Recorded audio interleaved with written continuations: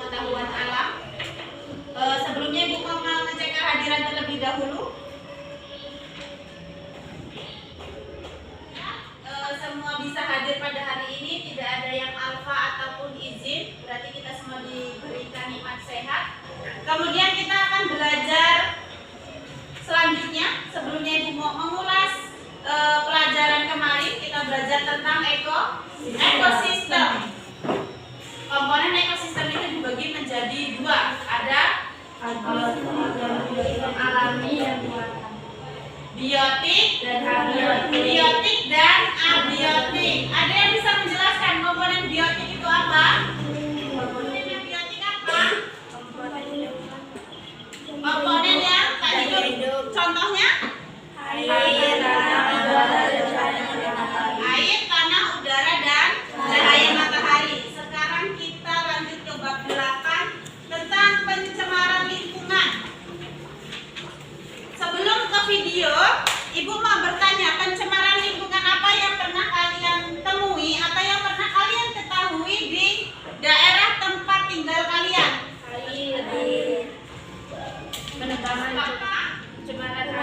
Pencemaran air. Contohnya, airnya kenapa bisa tercemar?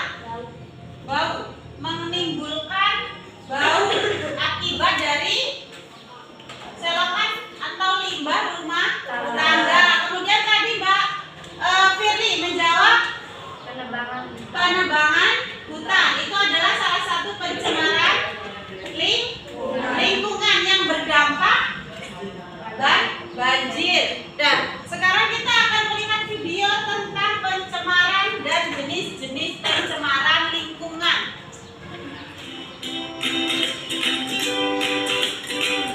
Kalian tentu sering mendengar istilah pencemaran air. Sebetulnya apa yang dimaksud dengan pencemaran air? Pencemaran air adalah suatu perubahan keadaan air di suatu tempat akibat aktivitas manusia. Adalah berasal dari limbah pertanian. Limbah pertanian bisa saja berupa pestisida, yaitu udara. Pengertian dari pencemaran udara adalah kondisi udara yang mengandung bahan polutan yang berbahaya bagi makhluk hidup, terutama bagi manusia. Nah, contoh dari dampak terjadinya pencemaran udara adalah yang pertama, rusaknya lapisan ozon. Nah, yang ketiga hujan asam. Hujan asam ini dipengaruhi oleh polutan itu tadi. Hujan asam ini biasanya diukur menggunakan pH. Apa pH? Adalah pengaruh polusi udara terhadap organ tubuh manusia, yaitu hidung, tenggorokan, dan paru-paru.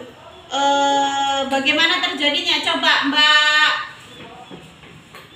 Vivi. Banyak pengaruh udara itu dapat mempengaruhi otak enggak? Pertanyaan yang bagus dari Mas Lutfi Aziz. Tadi Mas Lutfi Aziz bertanya, Bu, polusi udara itu bisa mempengaruhi otak atau tidak? Nah, jawabannya adalah bisa. Bagaimana, Bu? Melemahnya fungsi dan koordinasi motorik karena menurunnya kadar oksigen. Iritasi pada hidup, tenggorokan terasa seperti terbakar dan berpikiran dapat mengembangkan daya tahan paru-paru terhadap infeksi. Berarti oksigen dapat mempengaruhi jantung. Pertanyaan yang bagus dari Mas Lutfi Aziz. Tadi Mas Lutfi Aziz bertanya, Bu, polusi udara itu bisa mempengaruhi otak atau tidak? Nah, jawabannya adalah bisa. Bagaimana, Bu? Melemahnya fungsi dan koordinasi motorik karena menurunnya kadar oksigen. Ya, oksigen juga dapat mempengaruhi kinerja jantung. Tadi dari pertanyaan Mas Lutfi Aziz kemudian ditimpali oleh Mbak Amara.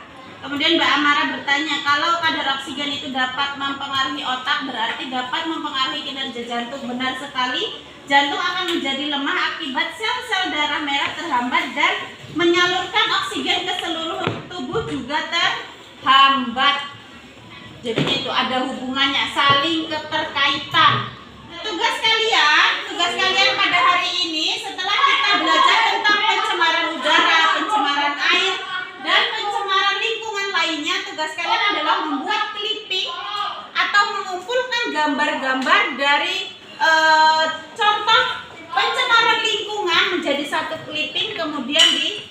mengukur. Ibu mau ini kerja mandiri.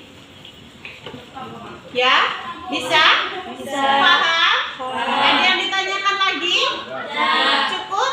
Nanti clippingnya bisa dikumpulkan di pertemuan selanjutnya. Setelah ini kita akan berganti jam. Sebelumnya Ibu mohon maaf kalau banyak kekurangan pelajaran kita pada hari ini. Ibu akhiri wassalamualaikum warahmatullahi wabarakatuh. Waalaikumsalam.